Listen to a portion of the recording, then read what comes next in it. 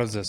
Այսօրվա մեջ ուրը դիզայներ Լուսինե Սաղաթելյանն է, ում հետ խոսանք գինու բրենդինգից եւ դիզայներից։ Լուսինե ջան, ողջույն։ Ողջույն։ Ոնց նշեցինք, դու զբաղվում ես դիզայնով, բրենդինգով, ինչ-որ չափով նաեւ մարքեթինգով, խոսքը գինու մասին է։ Դու որպես դիզայներ քո հիմնական գործառույթները պատվերը ստանալուց հետո ինչ ես անում։ Կարծում եմ, որ պատվիրատուի հետ կապ ստեղծելը եւ լավ ֆունդամենտը ընդհանրապես լավ դիզայնի դա պատվիրատուի հետ բանակցել, հասկանալ ինչն է իր նպատակը շուկայում, ինչն են հիմնական կետերը եւ ինչ է ուզում ներկայացնել հանրությանը եւ այստեղ նաեւ կարծում եմ, որ հոգեբանությունը կարեւոր ֆակտոր է, որովհետեւ պետք է հասկանալ ավելի գուցե որոշ բաներ կա, որ նա չի ասում ուղի խոսքերով եւ պետք է հասկանալ ինչ է իր product-ը ներկայացնում, ով է կանգնած բրենդի ետևում եւ դա կարողանալ ճիշտ արտացոլել։ Իմ առաջին պատվիրատուն եղել է ընտանիքում, հենց Trinity ընկերության մեջ եւ բավականին պատասխանատվություն կար այդտեղ, որովհետեւ ուզում ես մաքսիմալ լավ ներկայանալ եւ ավելի բնական էր այդ ընթացքը ստացվում, որովհետեւ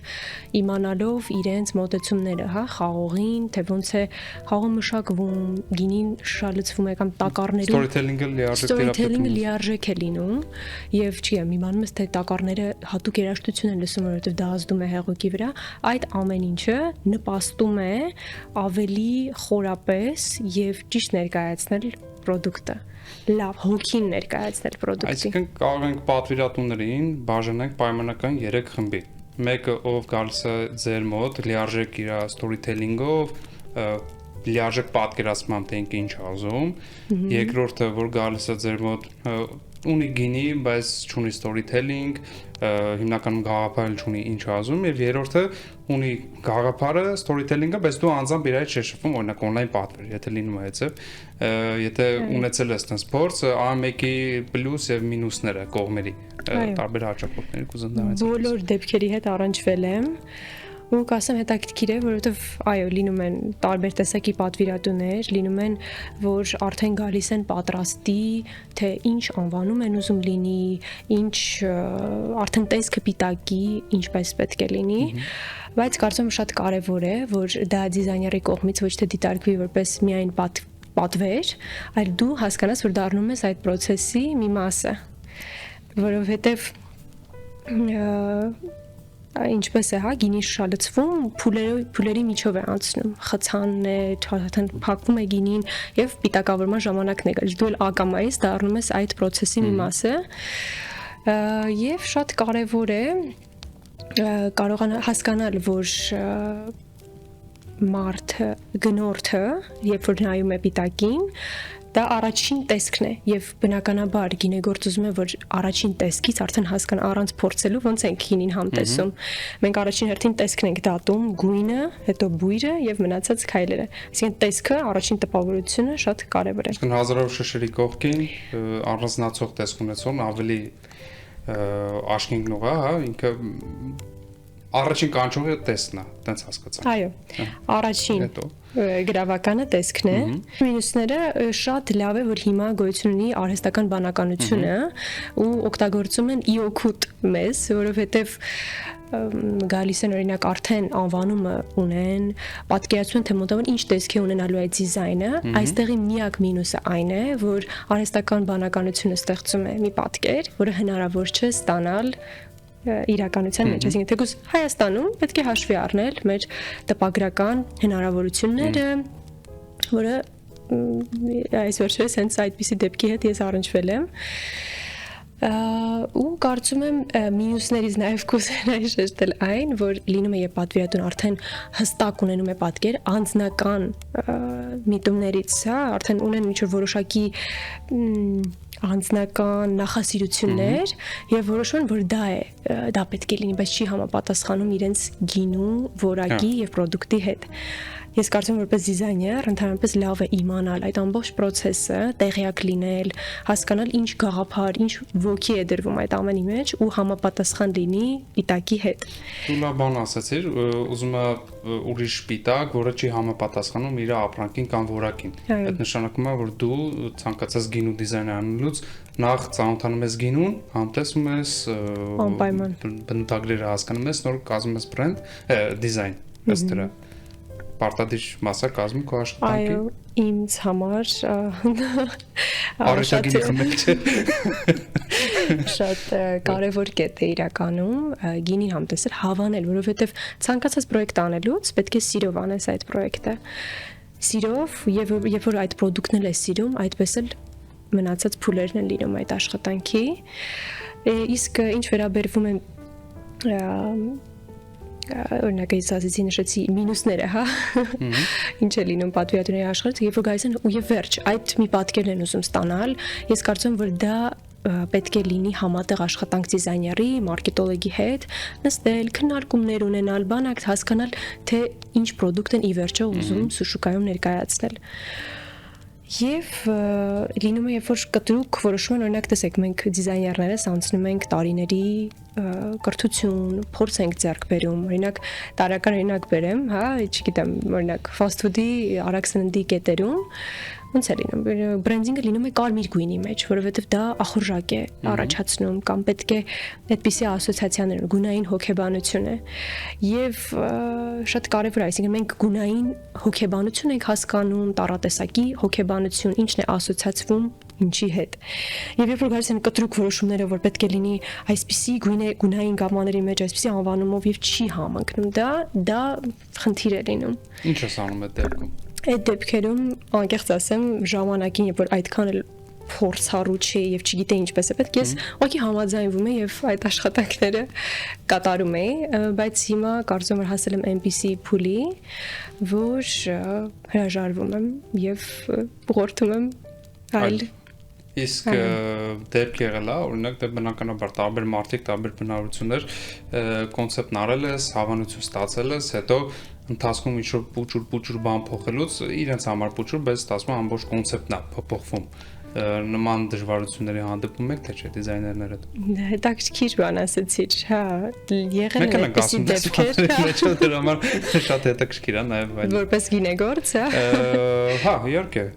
Հա, հետաքրքիր է լինում այդպես։ Ու հենց այդպես է լինում։ Թվում է թե մի փոքր դետալ է ուզում փոփոխվի, բայց իրականում վերջում հասկանում ես, որ լրիվ ուրիշ բան է, բայց իմ համար կարծում եմ շատ կարևոր է հենց միասին աշխատել։ Դա գինեգործը լինի, հիմնադիրը լինի ընկերության, միասին աշխատել, միասին ստեղծել այդ պրոդուկտը։ Այդ է կարծում եմ հենց հաջողակ դիզայնի կետերից մեկը on-line պատվիրատուների հետ կապված ինչ խնդիրներ են առաջանում կամ միգուցե ավելի հեշտ է իրաց հետ աշխատել, որովհետև պրոդուկտը դու չգիտես, հստակ ինչ որ մի բան են ուզում, ստանում ես, ուղարկում ես իրաց։ Ոնց է, այդ ձևա թե ավելի դժվար է։ Չի ասի, իրականում հիմա հնարավորությունները այնքան են թույլ տալիս, այդ վիդեո քոլեր լինեն, չեմ 2020 թվականից հետո, երբ որ եղավ այդ COVID-ի ամեն ինչը, շատ ավելի պարզ հասանելի դարձավ ամեն ինչը ու իրականում շատ լավ ազդեցություն է ունեցել, որովհետև ժամանակին եթե օրինակ ես ունեի միայն Հայաստանի շուկայում պատվիրատուներ, ավելի հիմա հակառակը հնարավորությունները շատացան, ավելացան դրսի հաճախորդներ չի ասի որ բարդություններ կա, գրեթե նույն բանն է, ինչ հանդիպենք ինչ որ վայրում, նույնը կարող է լինել կարծում վիդեո քոլով եւ լրիվ համապատասխան ստացվում է ամեն ինչը նույն փուլերով է գնում, ինչ ռեալ հանդիպումները։ Ցանկության դեպքում էլ պրոդուկտը կարող են ուղարկել, չգիտեմ, արտասահմանից համտեսես ընդհանրում։ Հա, իհարկե։ Նույնիսկ երևի ավելի լավ, որ անտա չեն գալի, անտա չեն խանգարում չէ ընթացքում։ Լավ բան նշեցիր, արհեստական բանականությամբ օգտվում են մարդիկ, ով ուզում ունեն պրոդուկտ, մոտավոր պատկերացում կազմում են, գալիս են դիզայների մոտ։ Իսկ դուք օգտվում եք արհեստական բանականությունից թե չէ ու ինչքանով է օգնում, ինչքանով է հեշտացել ձեր գործը կամ նույնիսկ բարդացրել։ Արտասել հաճախորդի տեսանկյունից, որտեղ ինքը դրանով է գալի քո մոտ ու անդրդվելի է, ինքը հենց դա է ասում։ Իհարկե որոշակի բարդացումներ կան, բայց օրինակ հիշում առաջին անգամ երբ հայտնվեց նկարիչների digital artist-ների մոտ, դա խնդիր առաջացավ ու նույնիսկ նշում էին, որ սա արհեստական բանականության կողմից է ստեղծված, բայց կարծում եմ, որ դա շատ լավ գործիք է եւ պետք է ճիշտ կիրառել։ Ու ընդհանրապես մարդկային գործոնը երբեք չի կարող փոխարինվի։ Դա շատ լավ գործիք է, մենք պետք է կիրառենք օգտագործեն գրագետ եւ ամեն դեպքում մարդկային ֆակտոր հաշվի առնելով շատ համակամակներ համենայն դեպս Հայաստանում կա այդ խնդիրը պետք է հաշվի առնել տպագրական process-ները, ինչ հնարավորություններ կան եւ ըստ այդ շարունակել, բայց պետք է ես շատ դրական եմ տրամադրված առհասարակ արհեստական բարականության կիրառման Դեպի զարգանում է ամեն ինչ չի կարող զարգանում է եւ պետք է ժամանակին համահունչ լինել, ընդառաջ լինել այդ ամենին եւ որտեղ ես գիտեմ շատ արտիստներ, որոնք դեմ են կտրուկ, բայց պետք է ի վերջո ընդունել այդ ամեն ինչը Մեկ այլ հարց, տենդենսը ոնց է, գնում է դեպի ավելի մինիմալիստական գինու պիտակների մասին խոսքը, թե ավելի դասականին է նորից ձգտում, ոնց է ընդհանուր տենդենսը, տարբերություն չգիտեմ, 10-20 տարվա առաջվա եւ հիմակվա եւ արտադրողների կողմից ցանկությունները ոնց են փոփոխվել եւ ընդհանրապես տենդենսը ոնց է։ Մենակ Հայաստանում չէ, ամբողջ աշխարհում դիտարկենք։ Իհարկե, ամբողջ աշխարհում իհարկե շատ փոփոխվել է տենդենսը։ Մարդիկ ուզում են, որ բնականաբար գինուն համահունչ լինի պիտակը եւ բնականաբար փոխվում է։ Օրինակ, մարդիկ օրգանիկ մոտեցումներով կամ նատուրալ գինի, orange wine են արտադրում, բնական orange-ը շատ տարբերվում է ստանդարտ մեթոդներից, ուզում են հետաքրքիր պիտակ։ Բայց կա այսպիսի բան, ես կարծում եմ, որ գինու պիտակը պետք է լինի մնայուն կա դասականը, օրինակ, չգիտեմ, Բորդոյի, Բուրգունդիայի շրջանի տարածաշրջանի պիտակները շատ դասական են, ունեն կոնկրետ մոտեցումներ։ Պետք է լինի, չգիտեմ, տարեթիվը այս ձևով իրենց այգիներն են պատկերում, դասականը միշտ մնայուն է, բայց դրա հետ մեկտեղ պետք է բաց լինել նոր հետաքրքիր լուծումներին։ Ես դեմ չեմ այդ ամեն ինչին, բայց ամեն դեպքում ստեղծել մնայուն ստաբիլ դիզայներ։ Մի հատ ուրիշ հարց էլ հետաքրքիր է, գալիս են քո մոտ գինով ինչ-որ մի տարածաշրջանի դու փորձում ես օգտագործես այդ տարածաշրջանին բնորոշ յուրահատուկ ինչ-որ դետալներ, ինչ-որ գաղափար, որը կդնես պիտակի մեջ։ Թեկուզ ինչ-որ չափով մի քիչ անկատ, ինչ-որ երկրորդային պլանում, բայց ինքը ինչ-որ գաղափար է իրանից ներկայացնում։ Դե բնականաբար, եթե արտադրողը չի ուզում հստակ բան ուզում, դա մի քիչ դժվար կլինի, իսկ եթե դեռ ազատ ես դու ստեղծագործելու, դու ես որոշում եւ անունը եւ բրենդինգը ամեն ինչ դու ես անում, օգտագործում ես այդ բաները թե չէ։ Անպայման տերուարը, բնակայքը դա ազդում է խաղի վրա, հա, բարձրությունը, խոնավությունը, դա ամեն ինչը համի վրա է ազդում եւ շատ կարեւոր է նաեւ պիտակի վրա դա ցույց տալը։ Իհարկե կարելի է ուղղակի գրել բնակայքի մասին, բայց ցույց տալը կարևոր է, որովհետեւ Հայաստանում գինեգործությունը այնպես է զարգացել վերջին 10 կամ ավել տարիների ընթացքում եւ մենք արտահանում ենք մեր գինիները, որպեսզի տեսնեն խանութներում եւ մի անգամ տարբերակեն, որ սա հայկական պիտակ է Հայաստանից եկած է ոչ թե հիմա նույնիսկ Հայաստան Արմենիա խառնում են տարբեր Ռոմանիա եւ Ալբանիա պետք է այդ շփոթմունքը չարաշի մի անգամից նկատելի լինի օրինակ հիմա դիզայներների մոտ կա այդպիսի բան որ չեն սիրում աշխատել մեր հին չգիտեմ զարդանախշերն են այդ ամեն ինչը ես կարծում եմ որ այդ պետք է լավ ճիշտ ձևով կարողանալ կիրառել եւ նորովի ժամանակակից մեթոդներով կիրառել որովհետեւ դա ի վերջո ինչ է գինին դա պատմություն է եւ գինին անցնում է մի ամբողջ ճանապարհ, մի տարվա պատմություն է անցնում, հա ոնց ջրվեց, ոնց աճեց, ինչպես հայտնվեց տակառներում, ու այդ պատմությունը պետք է ցույց տալ, առավել եւս, երբ որ մենք գտնվում ենք մի տարածքում, որտեղ գտել են Արենի քարանձավում որտեղ են պատրաստել 6100 տարի առաջ գինու մնացորդներ են գտել, այսինքն մենք զբաղվում ենք գինեգործությամբ այդքան տարի պետք է դա ցույց տալ, օրինակ մեր պարագայում Տրինիտիում մենք ունենք գինու շարք, մեր հիմնական շարքն է 6100-ը, առաջին հերթին մարդիկ նայում են անվանումը, մտածում են դա արժեքն է, բայց պիտակի վրա մեծ գրածաթիվ, այո, Դիդեպ կնես հետաքրքիր կլինի շուկայում այդ իրագինը լիներ 6100 իրականում հեռու չի իրականում այդ արժեքից այդքան էլ հեռու չի ամեն դեպքում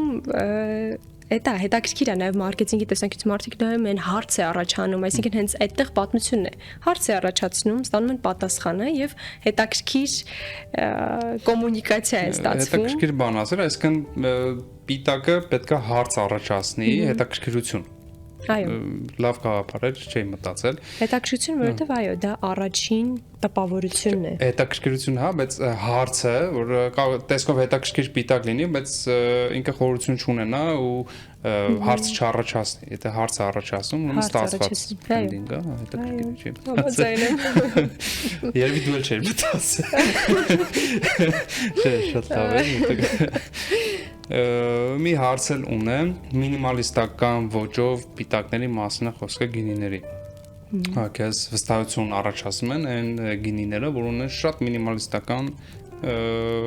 ոճի պիտակներ։ Չգիտեմ, սպիտակը վրան ինչ-որ մի բանանկարած կամ ասես գիծա քաշած կամ մի հատ բառը գրած, զուտ հետաքրքիր է, Ես ընդհանրապես նորարար մոտեցումներին հետաքրքիր, այսինքն կա ստանդարտներ գինու, պիտակի, դա մի ուրիշ աշխարհ, ընդհանրապես գինու, պիտակի դիզայնը, կան ստանդարտներ, որոնք պետք է պահպանվեն, բայց նաև օրենքները ստեղծված են խախտելու համար։ Հետաքրքիր է դա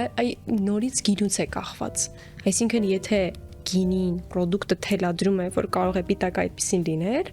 իհարկե, թող լինի, դա հետաքրքիր է, դա կարծում եմ, որ շենց ապագան դա է։ Իսկ գինին շատ բազմաշերտ, շատ լուրջ գինի ունի մինիմալիստական պիտակ, ջահելական սպիտակը։ Երիտասարդներին թիրախավորած։ Մի քիչ ափսոս է այդ գինին, բանտեսանգինից է մոտենում էլի, որպես գինեգործ, ոնց որ ունենաս շատ լավ գինի, դու իրան, չգիտեմ, բլենդ անես կամ թորես կամ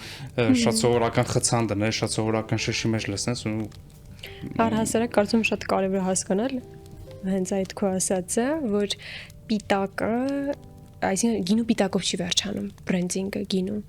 ինքը խցանն է ինչ կապսուլա է դրվում ինչ տոպրակով է վաճառվում այդ ամբողջը մի հատ փաթեթ է որ պետք է գրագետ ներկայացնել իսկ քո հարցին պատասխանելով ինձ թվում է ընդհանրապես իհարկե կարևոր է գինին ինքնին խոսի իր համար պիտակը կարևոր է դա շատ ամենաառաջին տպավորությունն է մարդու, բայց product-ը պետք է խոսի իր համար։ Բայց դեմ չեմ այդ մինիմալիստական մոտեցումներին, կարծում եմ, որ հետաքրքիր ու հենց երիտասարդներին թիրախավորած մարքեթինգային մոտեցում է։ Այսինքն գինին սկսան խմել նաև երիտասարդները։ Իհարկե։ Եվ ամենտեղ։ Այո։ Իհարկե, կան իհարկե տարբեր մոտեցումներ, օրինակ հիմա տարբեր տենդենսներ կան, օրինակ ալկոհոլ ասում են շատ բարձր ալկոհոլի, դասարները չեն սիրում խմել, ավելի դեպի ձգտում են դեպի առողջությանն են հետևում, ավելի ցածր ալկոհոլներին են ձգտում դեպի կամ օրինակ կարծում եմ, որ վերամշակման գաղափարն է շատ ակտուալ լինելու մոտակա տարիներում դա լինի շշերի, դա լինի պիտակների թղթի, օրինակ որոշ ընկերություններ լրիվ գնալու են դեպի օրգանիկ մոտեցումներ, իրենց այգին այդպես են մշակելու խաղողը եւ կարեւոր է որ նաեւ այստեղ պիտակը, այսինքն տոպրակները, չգիտեմ, լինեն վերամշակած մատերիալից, փայտային, ավելի բնական, որ խոսի եւ ընդհանրական դարձնի բրենդը ի վերջո։ Շատ լավ։ Շուկայում պարտադիր չի հայկական, ուրախ կլինեմ նշես նաև հայկական եւ արտասահմանյան, ինչ գինու բրենդներ կան, որոնց բրենդինգը, ընդհանուր սթորիթելինգը դրանք էս դուր են գալի։ Ընդհանրապես լավ նշեցիր, որ ես մինիմալիզմի սիրահար եմ ու աբստրակտի սիրահար եմ, դրա համար երբ որ այդպիսի հնարավորություն է լինում, ես շատ ուրախ եմ լինում, բայց կուզեմ նշել դասականներից մեկը, որը իմ վերջերս ֆավորիտներից է դարձել, դա Լուի Ռոդերեր ընկերությունն է, վստահ եմ ծանոթ ես Ֆրանսիայի տարածաշրջանի ինչն է ինձ ամենաշատը գրավում, հա, այդտեղ։ Իրենք 1800-ական թվականներից գործում են ու հիմա նույնիսկ իրենց 7-րդ սենյակի ներկայացուցիչն է, հա, շարունակում իրենց աշխատանքը։ Այդ թվականներին մի հետաքրքիր պատմություն կա, որ ռուսական ցարը, հա, այդ ժամանակվա Ալեքսանդր II-ն էր հատուկ իրենցից ընտանիքից, հենց Ռոդերերից պատվիրում է գինին, որը հատուկ բյուրեղապակյա շշով ներկայացնում են իրանց, ներկայացնում են եւ ինչի է բյուրեղապակյա, որ հանկարծ չթունավորեն, տակը գիտենք, որ գինու շշերի տակը կա կորություն, այդ կորությունը չլինի, որ հանկարծ այդտեղ անվտանգությունից ելնելով պայթուցի կամ Հա, հանկարծ չլինի, ու այդպես ներկայացվում է ցարին ու այդպես ոնց որ կարելի ասել հայտնիանում է, հա, իրենց բրենդը, բայց ինչն է ինձ դուր գալիս, որ իրենք անցնում են երկու համաշխարհային պատերազմ, մեծ դեպրեսիայի միջով են այսքան բաների միջով անցնելով, իրենք մեկ է պահպանում են իրենց դասական ոճը եւ չեն փոփոխում մինչեւ օրս ու մինչեւ օրս ես նայում եմ թե ինչպես են վարում իրենց սոցմեդիայի ցանցերը շատ հետաքրքիր է ու որպես այդ սենդի երիտասարդ սենդի Գրիչովեն մատիտով են նկարում ռիլերը մատիտով կամ յուաներկով Ամեն դեպքում կարծում եմ իրենց մոտեցումները շատ հետաքրքիր են այսինքն կարելի է այդ դասականի մեջ նաեւ ունենալ հետաքրքիր մոտեցումներ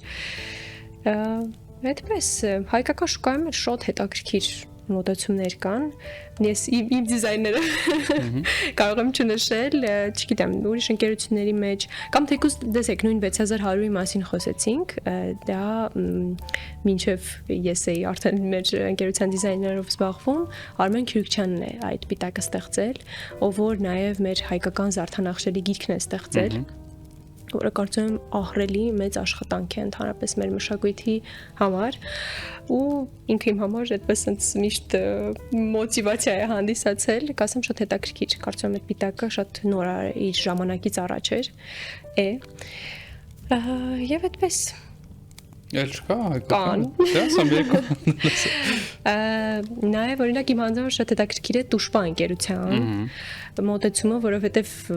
Կամոն Իգարյանը, նկարիչ դիզայներ, իրենց այդ սիմվոլը, հա, մարդու կերպարն է ստեղծել ու մինչև օրս օգտագործում են։ Հենց storytelling-ը իմ կարծիքով դրանում է, տեսեք, իրենք փոփոխել են մի փոքր պիտակները տարիների ընթացքում, բայց ի վերջո հիմքը, գաղափարը մնացել է, այսինքն կարելի է փոփոխել, բայց պահել ընդհանուր գաղափարը կոնցեպտը։ Այո, շուրջը դեռ մնացել է։ Ես այդ շատ եմ գնահատում։ Շատ լավ, վերջին բանը ինչ խորհուրդ հորդոր կուղես դիզայներներին, հատկապես բնականաբար գինու ոլորտի դիզայներներին։ Ինչին ուշադիր լինեն։ Ես առաջին հերթին կուզենայի ասել, որ կարողանային լավ հասկանալ խնդիրը, հասկանան, այսինքն լինել process-ի մի մասը, լավ խորապես հասկանալ, թե ինչ խնդիր պետք է լուծեն,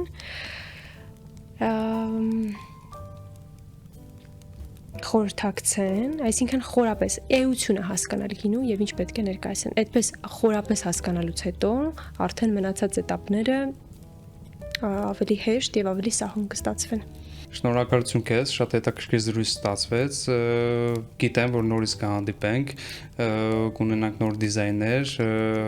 նաեւ շուկայում հայկական կքննարկենք, ինձ թվում է բավականին հետաքրքիր կլինի։ Ես էլ եմ շնորհակալ, հուսով եմ կհանդիպենք։ Հաջողություն։ Ստեսություն։